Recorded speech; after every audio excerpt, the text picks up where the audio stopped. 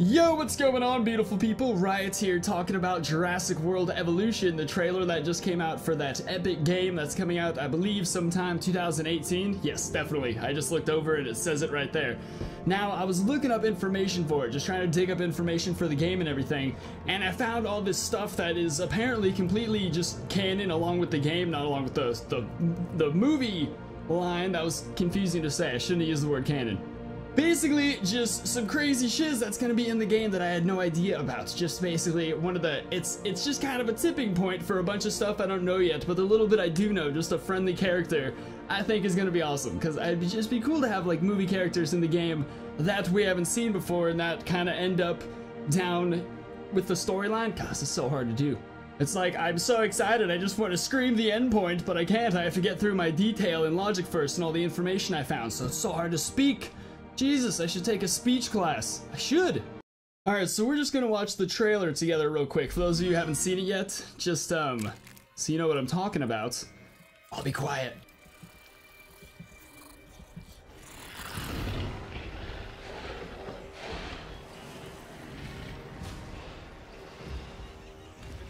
Oh snap, look, it's this guy right here.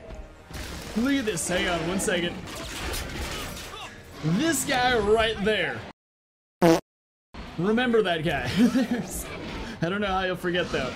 As well as the brave soldier that just risked his life for him, cause that character that was dangling from that fence just cannot die.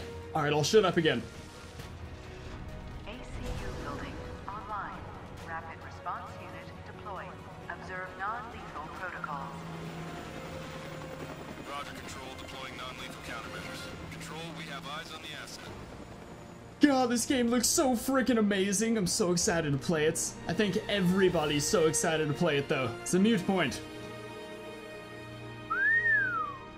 So there you have it. Build your own Jurassic World. The base of the Jurassic Worlds. Oh well, shut up again.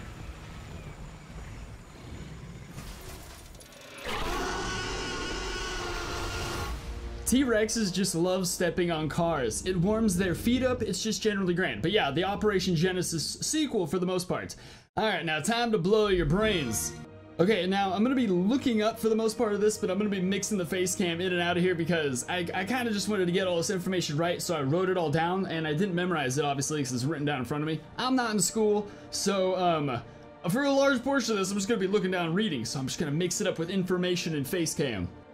Okay, so many of you guys obviously remember Eric Kirby. Everyone should remember Eric Kirby. He's like the 13-year-old who was lost in Jurassic Park 3 till Dr. Grant and the gang and everyone went to go rescue him. The kid whose name literally cost like 10 deaths. I didn't count it exactly, just the kid's name cost so many deaths specifically because his parents just wouldn't stop screaming it the entire movie.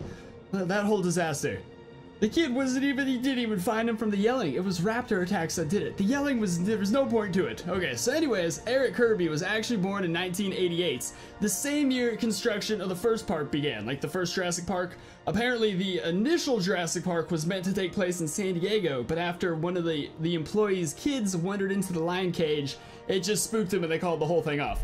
I honestly want to look more into that because it just seemed kind of weird to me that a dinosaur theme park would get called off because the kid snuck into the lion cage. Like, nowadays they would just shoot the lion, but I don't know, I guess that was enough to make it so it needed to be on those Puerto Rican Isles. That was trippy though, how Eric Kirby was born the same year the first park began construction. And then I have another fun fact for you. Okay, so the last time we actually see Eric Kirby is at the end of Jurassic Park 3, you know, when they're like being escorted off the island with the military escorts, and we see a few pterodactyls fly past them, and everyone in the audience is like, yo, where are those pterodactyls going? How are they just gonna brush over that and not tell us what happened? Which, I don't know, I feel like this should have been in the movie for sure. So much stuff should have been in the movies.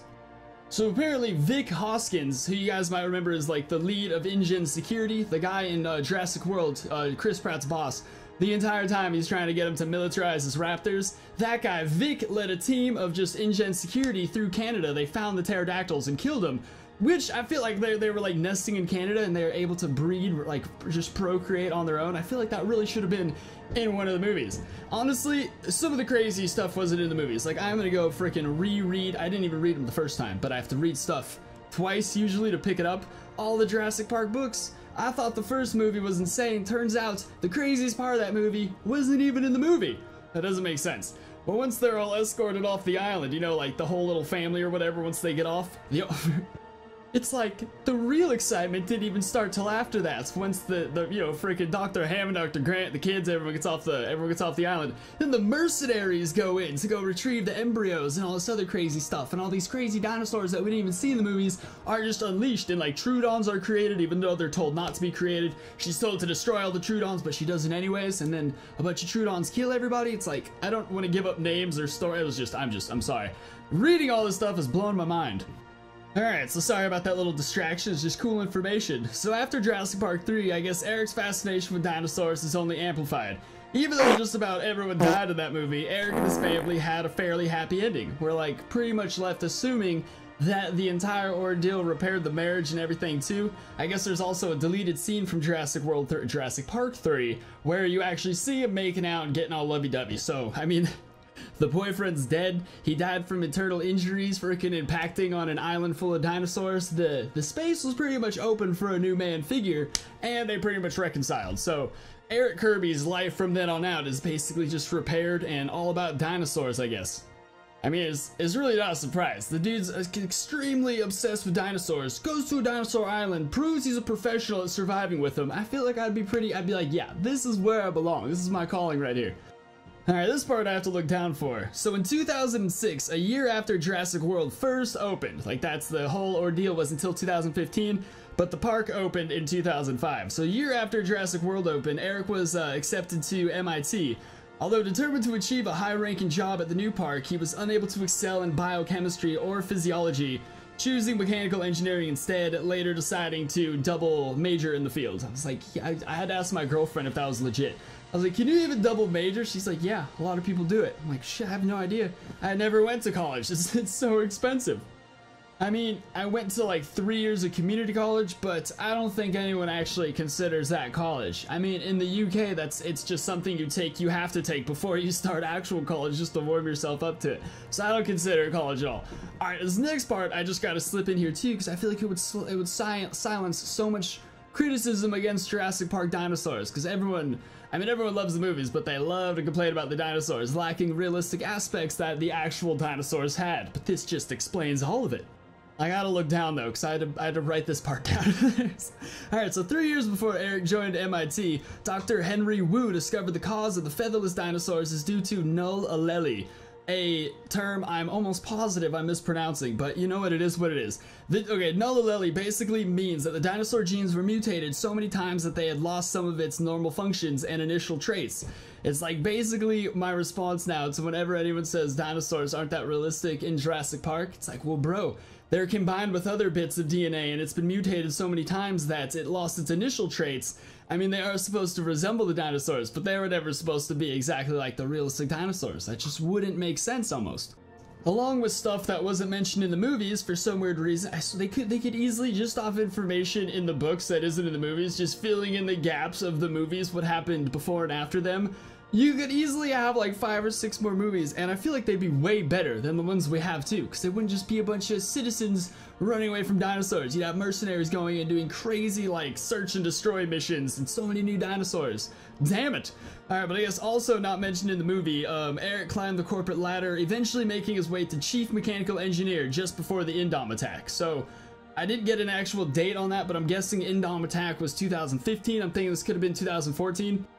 The new Jurassic Park game is supposed to take place in 2018, and multiple sources have led us to believe that we will once again be seeing Eric Kirby, which is super cool. It's just like pulling him from the past. I love the way that's happening. The only way this makes sense, of course, is if the game is 100% non-canon, seeing as the odds of Eric wanting to go back to the islands a third time after, I don't know. This is me. I just kind of assumed that why the hell would he want to go back a third time? If, like, dude, this Jurassic, I assume he's there, he had to be evacuated like everyone else. It's probably kind of a traumatic ordeal. He's like, a third time? What am I, nuts? I don't know. I just figured the odds of that happening. But of course, the game isn't based off the movies whatsoever. Yeah, because you just know. It's just building your own Jurassic Park theme park, obviously. It's just a sequel to Jurassic Park Operation Genesis, not a game version of Jurassic World Lost Kingdom, which is, of course, the new movie coming out.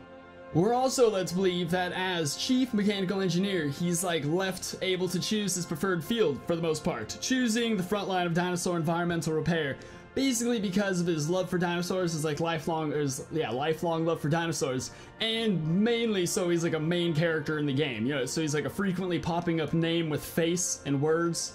There's got to be a better way to phrase that. Okay, so we know Eric Kirby is an important character in game and is literally the most important person who'd be handling dinosaur containments. We also know that he's the only person who'd be handling this sort of thing who, no matter what, cannot die.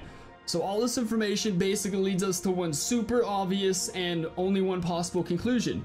I made the entire thing up. I'm sorry. I couldn't help but make up some giant storyline behind the freaking the Jurassic World Evolution trailer. I don't know, it was just too much of an opportunity. I was like, what is so freaking special about that little dude dangling right there? Is this buddy really that much of an awesome fellow who's willing to flare down a Rex just to get eaten a second later? Or is there some crazy shiz going on with that guy right there? I don't know. If I fooled any of you guys, I'm happy, and all in all, I'd say about 90% of the information in this video is actually correct. So even if you didn't fall for it, or if you're just pissed as hell that I was lying the whole time, I hope you still learned something and are inspired to read some of the Jurassic Park books, because they are insane. I literally ordered them this morning along with the rest of my Rick and Morty comics, because the fuckers are selling out everywhere. So yeah, I hope you guys had a good time watching. Hope you guys are as excited for Jurassic World Evolution as I am. I'm very freaking excited. The game's gonna be so cool. If you had a good time watching, smack that like button, subscribe for more, and I'll see you guys next time. Peace!